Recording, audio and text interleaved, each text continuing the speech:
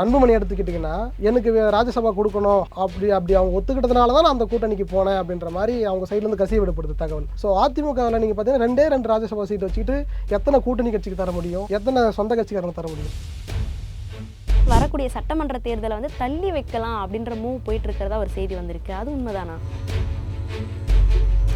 பழைய விஷயங்களை எடுத்து பேச தெரிஞ்சிடணும், கோட் பண்ணி பேச தெரிஞ்சிடணும், அட்டாக் பண்ண தெரிஞ்சிடணும். ஒன்லி அட்டாக் பண்ணி பிளாஸ்ட்னு பேசினா மட்டும் அது இன்னைக்கு கை கொடுத்துறாது. விஜயோடைய அம்மா வழி உறவில் இருக்கக்கூடிய ஒரு முக்கிய புள்ளி தான் இதை எல்லாமே ஆர்கனைஸ் பண்ணி வலை வீசிக்கிட்டு இருக்காரு. யார் அந்த வலையில சிக்க போறாங்க, யார் வலையை துண்டிச்சுட்டு வெளில போக போறாங்க. அவருக்கு எந்த இடத்துல கரெக்டாக நிற்கிறாருன்னா இப்போ அதிமுக தான், வேற இடம் இல்லை. எடப்பாடி அவர்கள் அவ்வளோ சீட்டுலாம் அப்படின்னு இழுத்துட்டு 4 சீட்டு அப்படின்னு 4 பேர்ல காமிச்சிருக்காரு.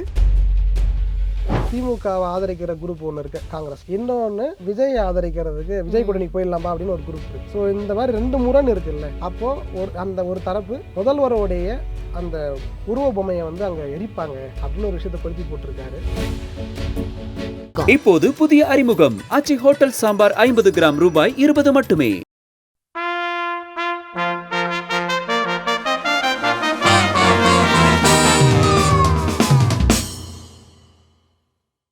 குமுதம் ரிப்போர்ட்டர் நேயர்களுக்கு வணக்கம். தமிழக சட்டமன்ற தேர்தல் நெருங்கி வர இந்த சூழலில் தினம் ஒவ்வொரு மாற்றம் வந்துக்கிட்டே இருக்குது. என்னடா இது அப்படின்னு நம்ம ஒரு விஷயம் நினச்சா அதுக்கு நேர்மாறாக பல விஷயங்கள் தொடர்ந்து வந்துக்கிட்டே இருக்குது. இது குறித்து நம்மோடு பேசுவதற்காக குமுதம் ரிப்போர்ட்டர் திரு கண்ணதாசன் அவர்கள் நம்மோடு இணைஞ்சிருக்காங்க. வணக்கம் சார். வணக்கம் மேடம், எப்படி இருக்கீங்க? நலமா இருக்கேன், நீங்க எப்படி இருக்கீங்க? நல்லா இருக்கேன். ஓகே சார், ஆரம்பமே மங்களகரமா ஆரம்பிக்கணும் அப்படின்னு சொல்லுவாங்க. மங்களகரமான ஒரு கேள்வியோட ஆரம்பிக்கலாம் அப்படின்னு நினைக்கிறேன். என்ன அப்படின்னா, பிப்ரவரி 15ஆம் தேதி ஈஷால மகா சிவராத்திரி நடந்துச்சு. அப்போ நிறைய பிரபலங்கள் வந்து அங்கே போய் கலந்துக்கிட்டு இருந்தாங்க. தேமுதிகவோட பொதுச் செயலாளர் பிரேமலதா அவர்களும் அங்கே போய் கலந்துக்கிட்டு இருந்தாங்க. அங்கே கலந்துக்கிட்டதுக்கு பிரச்சனை இல்லை, ஆனால் அதுக்கு பின்னாடி முன்னாள் அமைச்சர், அதாவது அதிமுகவோட முன்னாள் அமைச்சர் வேலுமணியோடையும் மத்திய அமைச்சர் ராஜ்நாத் சிங்கையும் சந்திச்சு வந்து பேசியிருக்காங்க. இதனால பலரும் வந்து ஒருவேளை ஏடிஎம்கோட போயிடுவாங்களோ அப்படின்னு பேசிட்டு இருந்தப்போ சடனாக ஒரு அப்படியே திருப்பமாக வந்து டிஎம்கோட கூட்டணி வச்சிருக்காங்க. என்ன கதை இது? நீங்கள் தேமுதிகன்னு எடுத்துக்கிட்டோம்னா இன்னைக்கு இந்த 2026 எலெக்ஷன் இவ்வளோ சீக்கிரம் சாதாரணமாக எல்லாருக்கும் எளிமையாக இருக்க போகிறது கிடையாது. கண்டிப்பாக கட்டாயமாக இந்த முறை 4 முனை போட்டி இருக்குது. அதிமுக, திமுக, அப்புறம் விஜயோட தாவேக, அதனால் நாம் தமிழர் 4 முனை போட்டி. பிரதானமாக பெரிய அலைன்ஸ் வச்சுருக்கிறதுனா திமுகவும் அதிமுகவும். இப்போ பார்த்தீங்கன்னா திமுக வந்து கூட்டணி ஸ்ட்ராங்காக இருக்குது, அதிமுகவும் கூட்டணி ஸ்ட்ராங் பண்ணிகிட்டு இருக்காங்க. இவங்க எப்படியாவது இதில் 2துலேயுமே சேராமல் தனியாக இருந்த கட்சிகள்னு பார்த்தீங்கன்னா பாமகவில் ராமதாஸ் அணி ஒரு தனியாக இருந்தது, தேமுதிக தனியாக இருக்குது. இவங்க எதுலேயுமே சேராமல் எங்கடா போகிறது அப்படின்னு சொல்லிட்டு இருந்தாங்க. இப்போ தேமுதிக யார் கூட போகும், ராமதாஸ் யார் கூட போவார் அப்படின்றது தான் அங்கே டாக். ஸோ நீங்கள் சொல்கிற மாதிரி ஈஷா யோகா மையத்தில் நடந்த அந்த நிகழ்ச்சியில் பிரேமலதா அவர்கள் அன்றைக்கி கலந்துக்கிட்ட போது வேலுமணி அவர்கள் அருகையில் உட்காந்து இருந்திருக்காங்க. ஜக்கி வாசுதேவன் வந்து விஷ் பண்ணிட்டுலாம் போயிருக்காரு. சரி, உடனே இங்கே கேஷுவலாக வேறு பேசிக்கிட்டாங்க. நீங்கள் சொல்கிற மாதிரி அதே அதிமுக அலைன்ஸில் இருக்கக்கூடிய பிஜேபியோடைய மத்திய அமைச்சர் அவங்களும் வேலுமணியும் பேசும்பொழுதும் சரி அப்போது இவங்க அதிமுக கூட்டணிக்கு தான் போகிறாங்களோ அப்படின்னு ஒரு டாக் அங்கேருந்து வர ஆரம்பிச்சு எல்லாரையும் யோசிக்க வச்சுட்டாங்க. ஓகே, அப்போ இந்த முறை திமுக செம டஃப் ஃபைட் இருக்குப்பா, அங்கே வந்து தேமுதிக போக போகுது அப்படின்ற மாதிரி ஒரு பிம்பம் வந்து பேசப்பட்டுச்சு. ஆனால் மறுநாள் அதே போல் தாவேக்காவுடைய தலைவர் விஜயோடைய அம்மா ஷோபாவும் அந்த நிகழ்ச்சிக்கு போயிருக்காங்க. சரி, அவங்கக்கிட்டையும் இவங்க மறுநாள் பேசணுன்னே அப்போது இவங்க அதிமுக போலியா தாவேக்கா தான் அப்படின்னு அப்படி ஒரு கொளுத்தி போட்டாங்க. சரி, என்னடா இது அப்படின்ட்டு இல்லை அப்புறம் ஷோபா அவர்கள்கிட்ட கேட்கும்பொழுது இல்லைப்பா, நான் சாமி கும்பிட வந்தேன், ஏதாச்சும் நட்பு ரீதியாக பார்த்தோம் பேசிக்கிட்டோம், இதில் வேறு எதுவும் கிடையாதுப்பா அப்படின்னு முடிச்சுக்கிட்டாங்க. ஆனால் இந்த அம்மா பாருங்களேன், நம்மளும் பிரேமலதா அவர்கள் அதிமுகவுக்கு போயிடுவாங்களோ இல்லை தாவேக்காவுக்கு போயிடுவாங்களோ அப்படின்னு லெஃப்டா ரைட்டா அப்படின்னு இங்கே டிஸ்கஷன் போயிட்டு இருக்கும்போது இல்லை நான் வேற ஒரு முடிவு வச்சுருக்கேன் அப்படின்னு சொல்லிட்டு திமுகவில் போயிட்டு ஐக்கியமாயிட்டாங்க. அவங்களுக்கு இருந்த டிமாண்ட் என்னென்னா, அதுக்கு முன்னாடிலேருந்து அவங்க சொல்லிட்டு வந்தது, எனக்கு ஒரு ராஜ்யசபா சீட்டு வேணும், எனக்கு யார் ராஜ்யசபா சீட்டு தரீங்களோ அவங்க கூட தான் அலைன்ஸு அப்படின்றது அவங்களோட பிரதான கோரிக்கை.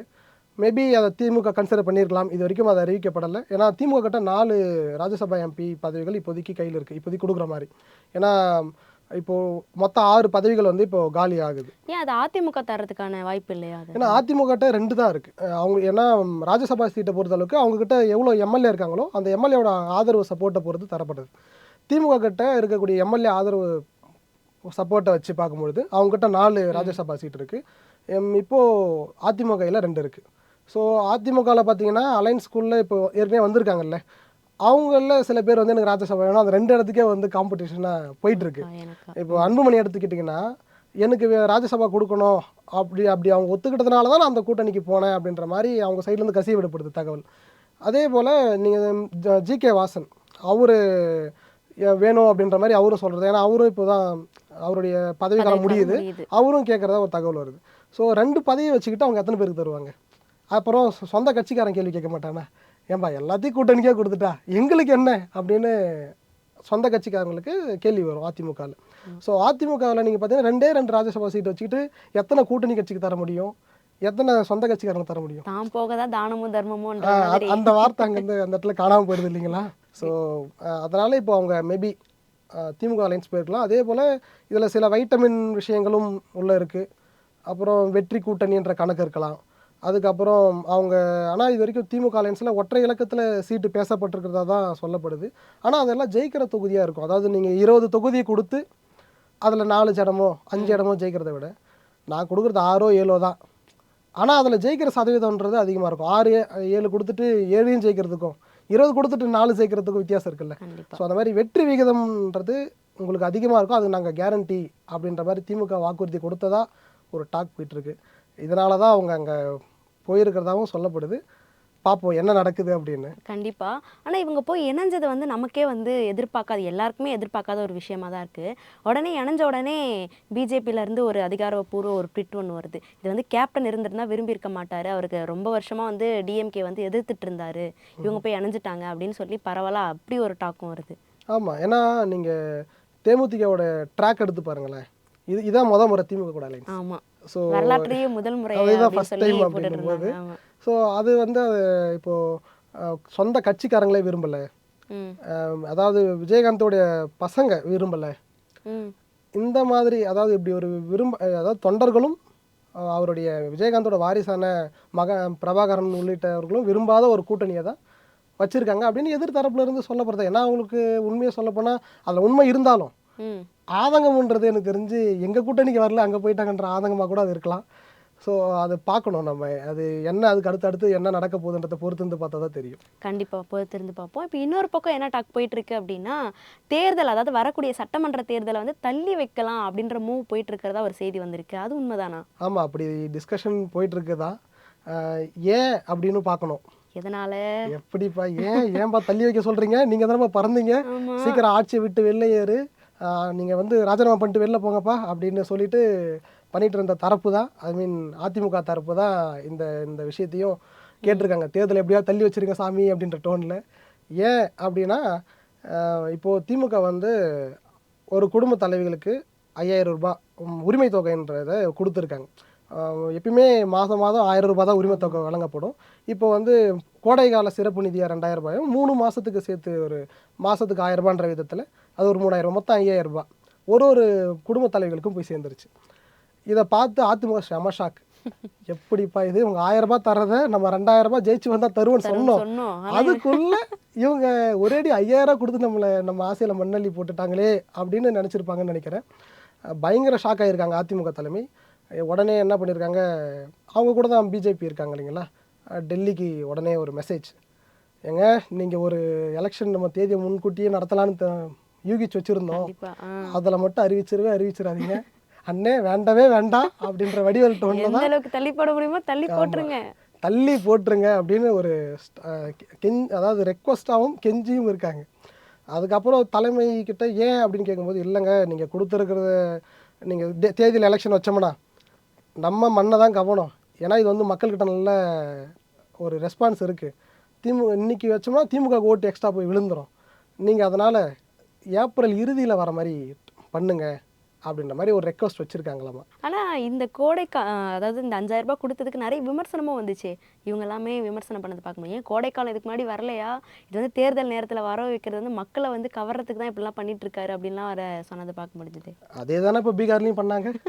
பீகார் அப்போ எடுத்து ஒரு உதாரணம் சொல்லணும்ல, பீகார்லேயும் இதே போல் நடந்தது. அங்கே ஆக்சுவலாக 10,000 ரூபாய் நினைக்கிறேன், நீங்கள் வந்து தொழிலில் முன்னேறதுக்காண்டி உங்களுக்கு 10,000 ரூபாய் நாங்கள் தரோம் அப்படின்ற மாதிரி சொன்னாங்க. ஸோ எல்லாருமே தேர்தல் நேரத்தில் எந்த அரசியல் கட்சியும் ஆட்சியில் இருக்கும்பொழுதும் அதாவது தான் தனியாக செலவு பண்ணுறது வேறு, அரசு கஜானாலேருந்து என்னெல்லாம் பண்ணலாம் பண்ணிவிடுவோம் அப்படின்ற சட்டத்துக்கு உட்பட்டு என்னென்னலாம் பண்ண முடியுமோ அது எல்லாத்தையும் வந்து பண்ணுறது தான். அதுதான் இப்போயும் நடந்திருக்குன்னு நினைக்கிறேன். ஆமாம், நீங்கள் இப்போ அரசு கஜானான்னு சொன்னோடனே இன்னொரு கேள்வியும் வந்து அப்படியே கேளுன்னு எனக்கு தோணுது. என்ன அப்படின்னா, மக்களுக்கு வந்து பரிசு பொருட்கள் கொடுத்து கவர்றது அப்படின்னு சொல்லி காலங்காலமாக வந்து ஒரு விஷயம் இருக்குது. மக்களுக்கு வந்து அது தேர்தல் நேரத்தில் ஒரு முனைப்பு இருக்கும். ஓகே, இதெல்லாம் பண்ணோம்னா மக்கள் வந்து ஓகேப்பா இதெல்லாம் பண்ணாங்களே, முன்னாடி பண்ணால் கூட மறந்துடுவாங்க. அந்த எலெக்ஷன் டைமில் பண்ணாங்கன்னா இப்போ தான் நமக்கு இதெல்லாம் கொடுத்தாங்களே அப்படின்ற அந்த ஞாபகத்தில் மக்கள் போய் ஓட்டு போடுவாங்க இல்லையா? அதனால் பரிசு பொருட்கள்லாம் தேடி தேடி போய் கொடுக்கறதா வந்து ஒரு நியூஸ் வந்திருக்கு. போனால் வராது, பொழுது போனால் கிடைக்காது அப்படிங்கிற மாதிரி எல்லாத்தையும் கூவி விற்றுருக்காங்களோ அப்படின்னு கொடுக்குறாங்களா? அது என்ன செய்தி? நானும் அதை கேள்விப்பட்டேன். திண்டுக்கல் மாவட்டத்தில் தான் இந்த கச்சேரி நடந்திருக்கு. ஆக்சுவலாக சொல்லணும், ஆமாம், இது கச்சேரி. வாங்கப்பா, நீங்கள் சொன்ன மாதிரி வாங்க அம்மா வாங்க, வாங்க ஐயா வாங்க அப்படின்ற டோன் தான். கூப்பிட்டு கொடுத்துருக்காங்க. என்னென்னா திண்டுக்கல்லில் 2 அமைச்சர்கள், ஒரு பெரிய ராஜ்யம் பண்ணக்கூடிய அமைச்சர்கள்னு சொல்லலாம், ஐ பெரியசாமியும் சக்கரபாணியும், 2 பேரும் அந்த மாவட்டத்துடைய மாசேக்கள் கூட. அதாவது கட்சி ரீதியாக எப்பயுமே மாவட்டத்தை 2 மாவட்டமாக 3 மாவட்டமாக பிரிப்பாங்க. அதில் ஒரு பகுதியை வந்து திண்டுக்கல்ன்ற பகுதியை ஒட்டிய மாவட்டத்தை ஐ பெரியசாமி மாவட்ட செயலராக இருக்கார். இந்த ஒட்டஞ்சத்திரம் இந்த ஏரியா ஃபுல்லாக சக்கரபாணி பார்த்துக்கிறார். என்னதான் இப்போ 5,000 ரூபாய் திமுக அரசு கொடுத்து மக்கள் ஓரளவுக்கு அவங்க கவர்ந்துருக்காங்க. ஆனால் இருந்தாலும் இவங்க நான் வந்து எப்படியாவது அந்த ஏரியாவில் செல்வாக்காட இருக்கிறேன், நான் வந்து ரீச் ஆகணும், என்ன மக்களுக்கு எனக்காக மக்கள் வாக்களிக்கணும், அதில் எந்த ஒரு சின்ன பிசுறு கூட தட்டக்கூடாது அப்படின்ற முடிவில் நாங்களும் கொடுக்குறோம் அப்படின்ற மாரி ஐ பெரியசாமியும் சரி சக்கரபாணியும் சரி போட்டி போட்டுட்டு இலவசத்தை கொடுத்துருக்காங்க. என்னடான்னு பார்த்தா ஐ பெரியசாமி வந்து பொங்கல்லாம் முடிஞ்சு போச்சு, ஆனால் பித்தளையில் பொங்கல் வைக்கிற பணம் கொடுத்துருக்காரு. சரி, சக்கரபாணி என்ன அவரையும் இனிப்பாக கொடுப்பாருன்னு பார்த்தா அவர் ஒரு அண்டாவையும் சுட சாப்பிட்றதுக்கு ஹாட் பாக்ஸையும் கொடுத்துருக்காரு. அவ்வளோதான் கொடுத்துட்டு வாங்கம்மா வாங்கன்ற டோனில் கொடுத்து முடிச்சாச்சு. மக்கள்லாம் ஒரே ஹாப்பியாக, பரவாயில்ல எலெக்ஷனே அறிவிக்கலை, இதுக்கு முன்னாடி இந்த பரிசு மேலே எலெக்ஷன் அறிவிச்சா என்னென்னலாம் வருமா அப்படின்னு மக்கள் ஒரு கற்பனையில் உலகத்தில் இருக்காங்க, பார்க்கணும். ஓகே, இது ஒரு டாக் போயிட்டுருக்குன்னா, இன்னொரு செய்தி என்ன கேள்விப்பட்டேன் அப்படின்னா, பிப்ரவரி 15ஆம் தேதி தஞ்சாவூரில் பட்டுக்கோட்டை பகுதியில் வந்து புதுசாக பேருந்து நிலையம் வந்து ஓப்பன் பண்ணியிருக்காங்க. அதுக்கு துணை முதல்வர்லாம் வந்து போய் ஓப்பன் பண்ணியிருக்காங்க. அங்கே என்ன செய்தி நடந்திருக்கு அப்படின்னா, பேனர் வச்சுருக்காங்க போல். அந்த பேனரில் வந்து முதலமைச்சர் துணை முதலமைச்சரோட புகைப்படங்கள்லாம் சின்னதாகவும் அங்கே இருக்கக்கூடிய நிர்வாகிகளுடைய படங்கள்லாம் பெருசாகவும் வந்து போடப்பட்டிருக்கு. இது வந்து துணை முதலமைச்சர் கோவம் அடைஞ்சதாக வந்து ஒரு செய்தி வருது, அது உண்மைதானா?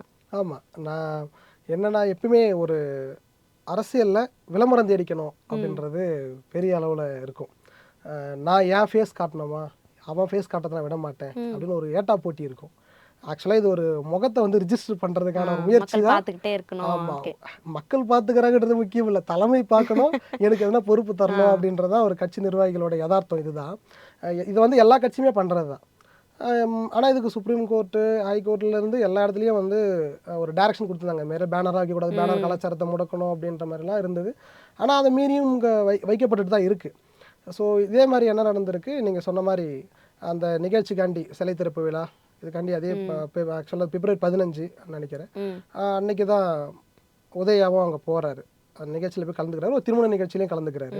அதுக்காக வழிநடுக்களும் பேனர் வைப்பாங்கல்ல, அதாவது உடன்பிறப்புகள் வருக வருக அப்படின்னு பேனர்கள் வச்சிருக்காங்க. எத்தனை பேனர் வச்சிருக்காங்க? ஆக்சுவலாக 420 பேனர்னு சொல்லலாம், கிட்டத்தட்ட 418 பேனர் வச்சிருக்காங்க. அப்பா, 418, இன்னும் 2 நான் பேனரோட எண்ணிக்கை தான் சொல்லிருக்கலாம். சரிங்கண்ணே. ஓகே, உடன்பிறப்புகள் வரிசையாக வச்சிருக்காங்க.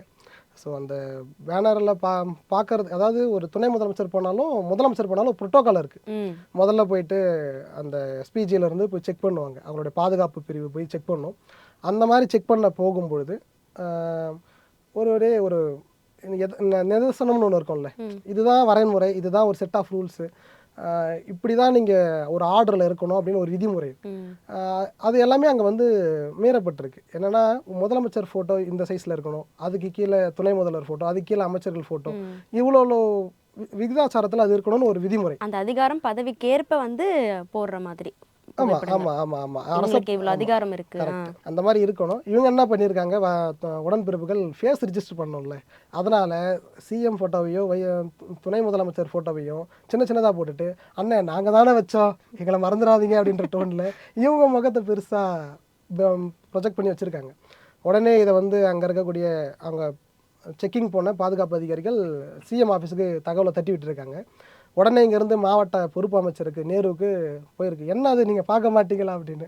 அண்ணன் ஏதோ ஓடிடுறேனே அப்படின்னு அவர் அங்கேருந்து ரெக்க கட்டி பறந்துக்கிட்டு ஓடி பார்க்க போகிறதுக்குள்ள என்னடா பண்ணி வச்சுருக்கீங்க அப்படின்ற டோனில் தான் அங்கே இருந்திருக்கு. அந்த நம்ம சொன்ன மாதிரி அந்த 418 பேனரையும் உடனே எடுங்கடா, இது என்ன பிரச்சனை அப்படின்ற மாதிரி சொல்லி கடைசியில் அந்த 418 பேனர் எடுத்துட்டாங்க.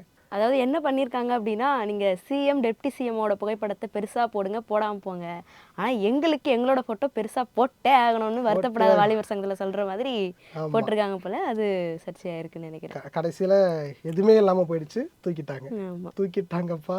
இன்னொரு கேள்வி என்ன அப்படின்னா, புதுச்சேரியில் பிப்ரவரி 14ஆம் தேதி வந்து பாஜகல இருந்து ஒரு கூட்டம் வந்து வச்சிருக்காங்க, பொதுக்கூட்டம். அந்த கூட்டத்துக்கு அமித்ஷா அவர்கள், மத்திய உள்துறை அமைச்சர் அமித்ஷா அவர்கள் வந்து வந்திருக்காங்க. வர்றப்ப மாவட்ட அதிகாரி கலெக்டர் வந்து என்ன சொல்லியிருக்காங்கன்னா, அங்கே ட்ரோனு இந்த மாதிரி எந்த ஒரு விஷயமும் பண்ணக்கூடாதுன்னு சொல்லியிருக்காங்க. ஆனால் அதை மீறி வந்து ஒரு ட்ரோன் வந்து பறந்துருக்கு.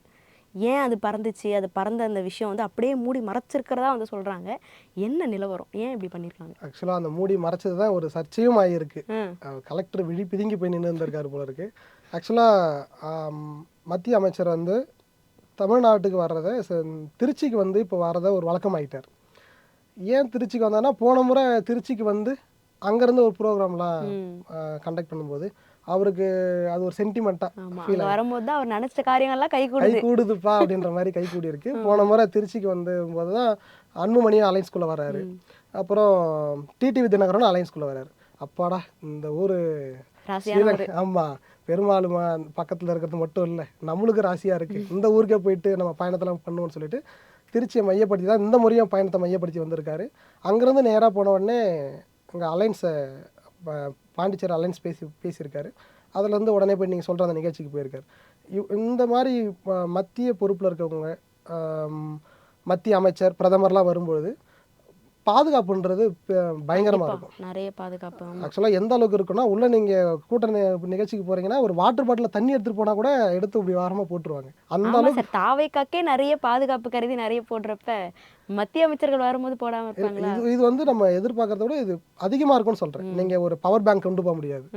பவர் பேங்கை நீங்கள் ஆக்சுவலாக உடச்சி தான் கையில் கொடுப்பாங்க. அந்த மாதிரிலாம் கூட இருக்கும். என்ன இது பவர் பேங்க் தானே அப்படின்னு செக் பண்ணுவாங்க. அந்த அளவுக்கு ரொம்ப ஸ்ட்ரிக்டாக இருக்கும். மண்டே கூட 2 தட்டு தட்டி உள்ள ஏதாவது வச்சிருக்கேன்னு பார்த்துருவாங்களே. ஓகே, அந்த மாதிரி இந்த ட்ரோன்லாம் பறக்கக்கூடாது அப்படின்னு. ஏன்னா இது வந்து ஒரு உளவு பார்க்குற மாதிரி அமைஞ்சிரும், அது நெகட்டிவாக சில நேரம் அமைஞ்சிரும் அப்படின்றதுனால சில ரெஸ்ட்ரிக்ஷன்லாம் போடுவாங்க.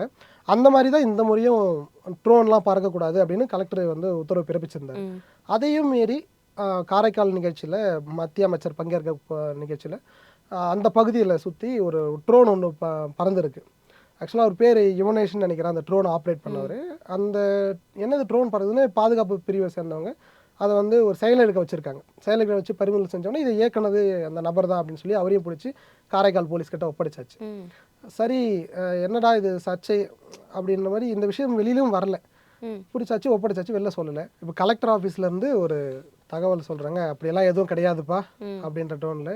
இல்லைங்க, அங்கே திருநள்ளாறில் ஒரு மண்டபத்தில் நிகழ்ச்சி நடந்தது, அதை கவர் பண்ணுறதுக்கு தான் இந்த ட்ரோனை பறக்கி விட்டுருக்காங்க, இதெல்லாம் ஒன்றும் கிடையாது அப்படின்னு சாதாரணமாக பூசி மறைச்சிருக்காங்க. ஆனால் நடந்ததே வேறவன். அப்படி ஒரு சம்பவமே ஆக்சுவலாக அப்படி ஒரு மண்டபத்தில் எந்த திருமண நிகழ்ச்சியும் எனக்கு நடக்கலையா. மாறா மத்திய பாதுகாப்பு படை வந்திருந்தாங்கல்ல, அவங்க தான் அந்த மண்டபத்தில் தங்கியிருந்திருக்காங்க. அவங்க தங்கியிருந்த மண்டபத்தில் கல்யாணம்னு சொல்லி இந்த ரீசனை சொல்லியிருக்காங்க. ஆனால் அப்படி இல்லவே இல்லை. சரி, ஏன் அப்படி மாவட்ட நிர்வாகம் இப்படி சொன்னாங்க அப்படின்னு பார்க்க போனால், ஒரு பாஜக பிரமுகர் அந்த வேலையை பார்த்து விட்டா அப்படி, அதனால தான். அப்புறம் நான் அதை எப்படி போய் வெளில சொல்ல, மத்திய பார்த்தா மத்தியிலேருந்து ப்ரெஷர் வரும். இங்கே அதை வெளியில் சொன்னால் மாநிலத்திலேருந்து ஏன்பா போட வேண்டியதானே, அது நம்மளுக்கு கண்டென்ட் ஆச்சு அப்படின்னு இங்கேருந்து சொல்லுவாங்க. ஸோ என்னடா பண்ணுறதுன்ற மழுப்புறதுக்காண்டி தான் அப்படி சொல்லியிருக்காங்க. கடைசியில் பார்த்தா ஜிஎன்எஸ் அந்த ராஜசேகர் அப்படின்னு ஒரு நபர், பாஜக பிரமுகர், மத்திய அமைச்சர் வராருன்னொடனே நம்ம வரவேற்பெலாம் தடப்படலாம் பண்ணுறோம், இது வெளியில் சொல்லணும் எப்படி, எல்லாமே விளம்பரம் தானே, விளம்பரம் பண்ணுவோம் அப்படின்னு ட்ரோன்லாம் பறக்கிட்டு எடுத்திருக்காரு. இதை மறைக்க ட்ரை பண்ணி தான் இப்படி ஒரு சர்ச்சையாகிருக்கு. ஓகே, இப்போ இன்னொரு விஷயம் என்ன அப்படின்னா, தேர்தல் வரப்போகுது அப்படின்னு பார்த்தா, கரெக்டாக இந்த வேட்பாளரை போட்டால் வந்து மக்களை வந்து கவரலாம் அப்படின்னு வேட்பாளர்களுக்கு தான் அவர் வந்து ஒரு தேடுதல் வேட்டை நடைபெறும் அப்படின்னு சொல்லலாம். ஆனால் இப்போ வந்து பேச்சாளர்களை ஃபஸ்ட்டு பிடிக்கணும் அப்படின்னு பேச்சாளர்களுக்கு மவுசு கூடுறதா ஒரு செய்தி வந்திருக்கு. அது என்ன கதை? எல்கேஜி படம் பார்த்துருப்பீங்கன்னு நினைக்கிறேன். அதில் ஆர்ஜே பாலாஜி சொல்கிற மாதிரி தான், பேசியே தான் அந்த நாட்டை வந்து ஆண்டுட்டு இருக்காங்க அப்படின்னு ஒரு டைலாக் வரும். ஸோ அரசியல் கட்சிக்கு பேச்சுன்றது ரொம்ப முக்கியம். கண்டிப்பாக ரொம்ப முக்கியம். பேச்சு இல்லைன்னா தூக்கி சாப்பிட்டு போயிடுவாங்க மற்ற கட்சியெலாம். ஸோ இன்றைக்கி நாம் தமிழர் பார்த்தீங்கன்னா பேச்சாலேயே தான் அது வளர்ந்துருக்கு. அந்த அந்த அந்த பேச்சில் இருக்கக்கூடிய அந்த வெயிட்டேஜ்னு ஒன்று இருக்குல்ல, அதுதான் அவங்கள வந்து இன்றைக்கி மேலே தூக்கிட்டு வந்து வச்சிருக்கு. திமுகவும் சரி அதிமுகவும் சரி எல்லா கட்சியுமே அந்த பேச்சு வந்து ரொம்ப முக்கியம். அப்படி இப்போ விஜய்க்கு தாவேக்கால தான் நீங்கள் சொல்கிற அந்த விஷயம். ஓகே. ஆக்சுவலாக தாவேக்கா தான் அந்த பேச்சாளர்கள்லாம் இருக்காங்களே, ஆதவர்ஜுனா இருக்காரு, புஷியானந்த் இருக்காரு. ஓஹோ. ஆனால் மூத்த அரசியல், அதாவது பழைய விஷயங்களை எடுத்து பேச தெரிஞ்சவனா இருக்கணும், கோட் பண்ணி பேச தெரிஞ்சவனா இருக்கணும், அட்டாக் பண்ண தெரிஞ்சிடணும். இப்போதைக்கு வெறும் அட்டாக் மட்டுமே எனக்கு கை கொடுத்துறாதுல்ல. நான் என்ன செய்ய போகிறேன்னு சொல்ல தெரியணும், என்ன அவங்களா செய்யலன்னு சொல்ல தெரியணும். அவர் தான் ஆதவர்ஜுனா மேடைக்கு சொல்றாரு, டிஎம்கேவோட டிஎன்ஏவே என்கிட்ட இருக்கு, அவங்க ஹிஸ்டரியே என்கிட்ட இருக்கு அப்படின்னு ஒரு சொல்லிட்டு காலத்தில் அங்கே வேலை செஞ்சவர், அதனால சொல்லலாம். ஆனால் அனுபவ ரீதியான அரசியல் தான் என்னைக்கோ கை கொடுக்கும். கடந்த கால அரசியல், நிகழ்காலத்தில் இருக்கிற அரசியல் எல்லாத்தையும் அனலைஸ் பண்ணி பேச தெரிஞ்சிருக்கணும். அதை வந்து மக்களை ஈர்க்கக்கூடிய வகையில் இருக்கணும். ஒன்லி அட்டாக் பண்ணி பிளாஸ்ட்னு பேசினா மட்டும் அது என்னைக்கு கை கொடுத்துறாது. ஸோ அதனால் அதே போல் மேல்மட்ட அளவில் நீங்கள் சொல்கிற மாதிரி 1-2 பேர் இருந்தாலும் கூட, இப்போ அப்படி தான் நாஞ்சில் சம்பத், அதனால தான் அவரும் ஒரு வலைவீசி பிடிக்கப்பட்ட ஒரு நபர் தான். அவரும் ஒரு திராவிட பேச்சாளர். அப்படி அந்த மாதிரி ஆட்கள் வேணும் அப்படின்றதுல தாவேக்கா அதை இப்போது உணர்ந்துருக்காங்க. பேச தெரியாமல் திணற முடியாதுல்ல. ஸோ அதனால் லோ லெவல்லையும் இப்போ மேல்மட்ட அளவில் ஓரளவுக்கு ஆட்களை பிடிச்சாச்சு, லோ லெவல்லையும் வேணும் அப்படின்னும் பொழுது கிளை, அப்புறம் அதான் கிளை, கழகம், பேரூர், ஒன்றியம், நகரம், மாவட்டம் அப்படின்ற கட்டமைப்பு இருக்கும். இங்கே ஒவ்வொரு இடத்துக்கும் ஆட்கள் வேணும் அப்படின்றது தான் இப்போது தாவேக்காவுக்கு ஒரு பேச்சாளர்கள் லிஸ்ட்டை வந்து இப்படி ரெடி இங்கெல்லாம் வேணும். எந்த கட்சியில இருந்தாலும் அப்போ அந்த பேச்சாளர்களை கூப்பிட்டுக்கலான்ற ஒரு ஐடியால இருக்காங்களா? அவன் எந்த கட்சியாக இருந்தாலும் அதிருப்தி இருக்கணும். அவன் விசுவாசியாக இருந்தால் நம்மக்கிட்ட வந்துட்டு அப்புறம் செங்கோட்டையன் மாதிரி பாக்கெட்டில் அம்மாவதி கட்சி சுற்றினா என்ன பண்ணுறது? ஸோ வேறு வழி இல்லை, பெரிய மூத்த நிர்வாகி வழிகாட்டுறதுக்கு வந்துட்டார், அதனால் வச்சுருக்காங்க. அவர் அதனால் எதுவும் கேட்டுக்க முடியலை, ரொம்ப சீனியர் கூட. ஸோ இந்த முறை அதிமுக திமுகவில் யாரெல்லாம் அதிருப்தியில் இருக்காங்களோ அந்த மாதிரி பேச்சாளர்கள்லாம் இருப்பாங்கல்ல, ஓரங்கட்டப்பட்டு அவங்களெல்லாம் வலை வீசி பிடிங்க அப்படின்னு கொடுத்துருக்காங்க. விஜயோடைய அம்மா வழி உறவில் இருக்கக்கூடிய ஒரு முக்கிய புள்ளி தான் இதை எல்லாமே ஆர்கனைஸ் பண்ணி வலை வீசிக்கிட்டு இருக்காரு. யார் அந்த வலையில் சிக்க போகிறாங்க, யார் வலையை துண்டிச்சுட்டு வெளில போக போகிறாங்கன்றது அதுக்கப்புறம் தான் கண்டிப்பாக பார்ப்போம் எந்தெந்த பேச்சாளர்கள்லாம் சிக்க போகிறாங்க அப்படின்னு சொல்லிட்டு. இப்போ இன்னொரு விஷயம் என்ன அப்படின்னா, ஏடிஎம்கே கூட்டணியிலே நான் இணைஞ்சிக்கிறேன்ப்பா அப்படின்னு சொல்லி பெரிய டாக்டரும் வந்து முடிவு பண்ணிட்டு தான் செய்திகள் வருது. ஆமாம் ஆமாம், ஆக்சுவலாக எவ்வளோ பெரிய முரண் அப்படின்றது தான் அங்கே டிஸ்கஷனாக ஓடிட்டுருக்கு. என்னன்னா அப்பாவும் பிள்ளையும் அடிச்சுக்கிட்டாங்க. ஆமாம், நீ பெரியவரா நான் பெரியவரா, யாருக்கு கட்சி அப்படின்ற மாதிரி போயிட்டுருக்கு. ஒரு கிளைமேக்ஸே இப்போ நடந்துகிட்டு இருக்கு அந்த கட்சிக்குள்ளே. ஆனால் ராமதாஸ் அவர்கள் 3 ஆப்ஷனை வந்து கையில் வச்சுட்டு இருந்தார். என்னென்ன ஆப்ஷன்? ஃபர்ஸ்ட் திமுக, அடுத்தது அதிமுக, அதுக்கப்புறம் தாவேக்கா. இதுதான் அவருடைய எந்த கூட்டணிக்கு போகலான்ற வரிசை. ஃபர்ஸ்ட் திமுக தான் அவருடைய வரிசையாக இருந்தது. அதுதான். ஆமாம், அங்கே தான் முதல் ஆப்ஷன் வச்சுருந்தார். ஆனால் அங்கே தடையாக இருந்தது விசிக தலைவர் திருமாவளவன். ரெண்டாவது திமுக அவரை ஹோல்ட் பண்ணி வைக்கிறதுக்கு ஒரு சொல்லப்பட்ட காரணம், காங்கிரஸ் அப்படி இப்படின்னு பேசிகிட்டு இருக்காங்க, வெளியில் போயிட்டா நீங்கள் உள்ளே வந்துடலாம், ஏன்னா காங்கிரஸ் வெளியில் போயிட்டா விசிகாவும் எங்களுக்கு தேசியம் அப்படின்ற மாதிரி, ஜனநாயகம் தான் முக்கியம் அப்படின்ற மாதிரி பேசிட்டு அவங்க கூட போக வாய்ப்பு இருக்குது. ஸோ நீங்கள் வந்தீங்கன்னா நீங்கள் கேட்குறத விட கூடுதலாக கூட தருவோம் அப்படின்ற மாதிரி பேசிகிட்டு இருந்தாங்க. ஆனால் அது ஓரளவுக்கு காங்கிரஸ் ஆட்சியோ இல்லை விசிகாவையோ வெளியில் போக வரதுக்கு திமுகவும் தயாரில்லை, அவங்களும் வெளில போகிற மாதிரி இல்லை. அப்படி பேசிக்கிட்டே இருந்தாலும் அங்கே தான் இருக்கிறாங்க. ராமதாஸ் அதை உணர்ந்துட்டார். ஒன்று தேர்தல் வர கிட்ட நெருங்குது, நம்ம இப்படியே இருந்தோம்னா வேலைக்கு ஆகாது, அடுத்த ஆப்ஷனுக்கு போக வேண்டியதான் அப்படின்னு. தாவேக்கா பார்த்தா எந்த கூட்டணியும் கூட கிடையாது, அவங்க மட்டும் தனியாக தான் இருக்காங்க. அங்கே போட்டுனா சோபிக்கிறது கஷ்டம். ஸோ அன்புமணிக்கு பதிலடி தரணும். அப்போது 2 ஆப்ஷன் தான் ராமதாஸுக்கு. ஒன்று வெற்றி விகிதம் அதிகமாக இருக்கணும், இல்லைனா பர்சன்டேஜ் ரீதி அன்புமணியோட அதிகமாக எடுத்து காட்டணும்.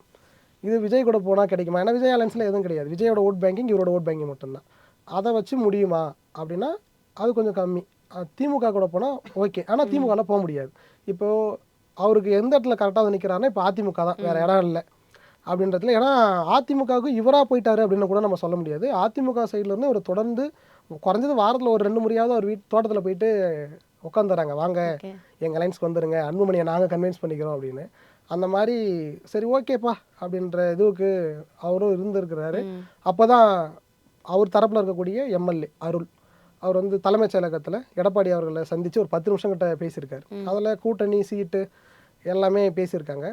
அப்போது அது ராமதாஸ் தரப்புலேருந்து முன்வைக்கப்பட்ட டிமாண்ட் என்னென்னா, இன்றைக்கி அன்புமணி கூட இருக்கார், நாங்களும் வந்துடுறோம், அவரை விட எனக்கு கம்மியாக கொடுத்தேனால ஐயாலாம் இது ஏற்றுக்க மாட்டார், அது ரொம்ப கௌரவ குறைச்சலாயிடும், அதனால் நீங்கள் ஒரு 30 சீட்டு கணக்கு பண்ணுங்கள், அவருக்கு ஒரு 15 எனக்கு ஒரு 15 கொடுங்க, இல்லை குறைச்சி தரீங்கன்னா அவருக்கு ஒரு 14 எனக்கு ஒரு 14, ஆனால் ஈக்குவலாக இருக்கணும் அப்படின்னு டிமாண்ட் வச்சுருக்காங்க.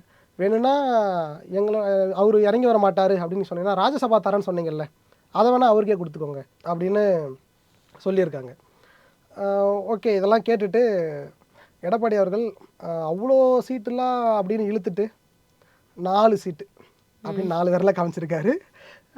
என்னங்க அப்படின்ற டோனில் என்ன சொல்லியிருக்காங்க. அது மட்டும் அவங்களுக்கு இடி கிடையாது. அடுத்து அவர் சொன்ன வார்த்தை என்ன சொன்னாங்க? 4 சீட்டு தான் தருவோம், ஆனால் மாம்பழ சின்னத்தில் 2 பேரும் ஒன்றா நிற்கணும். ஆஹா, இது வேண்டான்னு சொல்லி தானே நானும் யோசித்தேன், கடைசியில் இதில் நிற்க சொல்கிறீங்களே. ஆமாம், இது நாங்கள் ஆல்ரெடி எங்கள் குடும்பத்தில் பஞ்சாயத்து இது தானேப்பா யாருக்கு கட்சின்னு. இப்போ என்ன அங்கே சிக்கல்னா, இப்போ உதாரணத்துக்கு ராமதாஸ் இப்போ இருக்காருன்னு வச்சுக்கோங்களேன், அவருக்கு அவர் சைடு தான் கட்சி பாமகன்னு வச்சுப்போம், அந்த கட்சிக்கு யார் ஏபி ஃபார்மில் கையெழுத்து போடுறா அப்படின்னு ஒரு கண்டிஷன் வரும். அந்த இடத்துல இப்போ ராமதாஸ் கையெழுத்து போட்டால் அன்புமணி வந்து ராமதாஸ் தான் கட்சின்னு ஒத்துக்கிட்டது மாதிரி ஆகிடும். இல்லை அன்புமணி அந்த ஏபி ஃபார்மில் கையெழுத்து போட்டால் அன்புமணியோட தான் கட்சின்னு ராமதாஸ் ஒத்துக்கிட்ட மாதிரி ஆகிடும். இப்போது இந்த மாம்பழ சின்னம் வேணான்னு சொல்லி கோர்ட்டில் கேஸ் போட்டு அது இன்னைக்கு தள்ளுபடியும் வந்து பண்ணியிருக்காங்க. ஆமாம், அதனால தான் 2 பேருக்கும் ஒரே சின்னத்தில் நிற்க சொல்லிட்டாரா எடப்பாடி. அப்போது அது வேலைக்கு ஆகாது, ஒத்துக்கிட்ட மாதிரி ஆகிடும். அதனால் ராமதாஸ் தரப்பு என்ன வச்சுருக்காங்கன்னா, 2 பேரும் ஒரே கூட்டணியில் இருப்போம், ஆனால் 2 பேரும் ஒரே சின்னத்தில் நிற்க வேண்டாம், அப்போ சுயேட்சை நிற்போம், அப்போது யாருக்கும் மாம்பழம் ஒதுக்கக்கூடாது அப்படின்றத சொல்லி தான் கோர்ட்டுக்கு போயிருக்காங்க. ஆனால் கோர்ட் வந்து அதெல்லாம் முடியாது அப்படின்னு தள்ளுபடி பண்ணிட்டாங்க. இதுதான் இங்கே நடந்த விஷயம். இறுதியாக இந்த கேள்வியோட நிறைவு செய்யலாம்னு நினைக்கிறேன். சத்தியமூர்த்தி பவன் தாக்கப்பட்ட அந்த வழக்கு வந்து போயிட்டுருக்கு, கிட்டத்தட்ட 2014 போயிட்டுருக்கு. இந்த சம்பவத்தை ஒட்டி கராத்தே தியாகராஜன் அவர்கள் ஒரு வந்து பேட்டி கொடுத்துருக்காங்க. அந்த செய்தி தான் வந்து பரவலாக போயிட்டுருக்கு. அது என்ன நிலவரம்? ஆக்சுவலாக தமிழர் முன்னேற்ற படை அவங்க சேர்ந்தவங்க வந்து 2014 டைமில் சத்தியமூர்த்தி பவனில் வந்து ஒரு சின்னதாக தாக்குதல், அது தொடர்பான ஒரு கேஸ் வந்து இப்போ கோர்ட்டில் போயிட்டுருக்கு. போன பிப்ரவரி 18ஆம் தேதி வந்து அதுக்கு ஹியரிங் வருது. அப்போது 16வது செஷன் கோர்ட்டில் அப்போது தமிழ்நாடுடைய காங்கிரஸ் கமிட்டியோட அந்த சென்னை தலைவராக இருந்தவர், மாவட்ட தலைவராக இருந்தவர் கராத்தே தியாகராஜன் அவர் வந்து ஆஜராகியிருக்கார். அப்போது கோர்ட்டில் அந்த விசாரணைலாம் முடிச்சுட்டு வெளில வந்த உடனே ஒரு விஷயத்தை கொளுத்தி போட்டிருக்கேன். அப்படி என்னன்னா, அதாவது காங்கிரஸ்குள்ளேயும் திமுகக்குள்ளேயும் இருக்கக்கூடிய பிரச்சனை எல்லாருக்கும் தெரிஞ்சது தான். அவர் வந்து கொளுத்தி போட்டது என்னன்னா, காங்கிரஸ் 2ஆ உடஞ்சிரும் அப்படின்னு. காங்கிரஸ் உடஞ்சிரும். ஆமாம், ஏன்னா இந்த மாதிரி கொளுத்தி போட்டுக்கிட்டே இருக்காங்க, இவங்களுக்குள்ள பிரச்சனை போயிட்டே இருக்கு. ஒரு சைடு திமுகவை ஆதரிக்கிற குரூப் ஒன்று இருக்குது காங்கிரஸில், இன்னொன்று விஜய் ஆதரிக்கிறதுக்கு விஜய் கூட்டணிக்கு போயிடலாம்பா அப்படின்னு ஒரு குரூப் இருக்குது. ஸோ இந்த மாதிரி 2 முரண் இருக்குல்ல, இதை மையப்படுத்தி தான் ஒரு அப்படி சொல்லியிருக்காரு. ஆட்சியில் பங்கு வேணும்னு இப்போ கேட்குறவங்களாம் நிறைய பேரும் இருக்காங்க அந்த கட்சியிலையும். ஆமாம், இல்லைப்பா முரண் போயிட்டு இருக்கு. ஆமாம், திமுக கூடயே இருந்துடலாம், நம்மளுக்கு அப்படி இருக்கிற இடத்த விட்டுட்டு வேற எங்கே போகிறது அப்படின்னு ஒரு தரப்பு, திமுகவுக்கு சப்போர்ட் பண்ணுறது ஒரு தரப்பு இருக்குது. ஸோ இந்த 2 தரப்பு இருக்குது. இதை மையப்படுத்தி தான் அப்போது காங்கிரஸ் இதேமாரி அடம் பிடிச்சிட்டு இருந்தால் காங்கிரஸ் 2ஆ உடையும் பார்த்துக்குங்க அப்படின்ற டோனில் தான் அவர் அதை வெளிப்படுத்தியிருக்காரு. 2ஆவதாக சொல்லப்பட்ட விஷயம்தான் அப்படி தூக்கி வாட்டி போடுற மாதிரி. என்னன்னா, இந்த 2ஆ உடையும் சொன்னார்ல, அப்போது ஒரு தரப்பு திமுக ஆதரவு, ஒரு தரப்பு திமுக அகேன்ஸ்ட் இல்லை. அப்போது அந்த ஒரு தரப்பு முதல்வருடைய அந்த உருவ பொம்மையை வந்து அங்கே எரிப்பாங்க அப்படின்னு ஒரு விஷயத்தை கொளுத்தி போட்டிருக்காரு. இதுதான் அங்கே வந்து என்னடா இது புதுசாக ஒரு தகவலாக இருக்கே அப்படின்னு அப்படி கொழுந்து விட்டுட்டு எரியுது. சொன்ன உடனே இந்த விஷயம் சம்பவம் நடக்குமான்னு நம்மளுக்கு தெரியாது. ஆனால் இவர் சொன்னது வந்து காங்கிரஸில் ஒரு புகைச்சலை தான் உருவாக்கி இருக்குமோ அப்படின்ற மாதிரி இருக்குமோ அப்படின்றத பொறுத்து இருந்ததை நம்ம பார்க்கணும். நிறைய விஷயங்கள் வந்து அரசியல் சம்பந்தப்பட்ட பல கேள்விகளுக்கு வந்து தொடர்ந்து நிறைய பேசிட்டோம் அப்படின்னு நினைக்கிறேன். இன்னும் அடுத்தடுத்த கட்டங்கள்ல என்னென்ன நடக்க போகுது அப்படின்றத பார்ப்போம். நன்றி. இப்போது புதிய அறிமுகம் ஆச்சி ஹோட்டல் சாம்பார் 50 கிராம் ரூபாய் 20 மட்டுமே.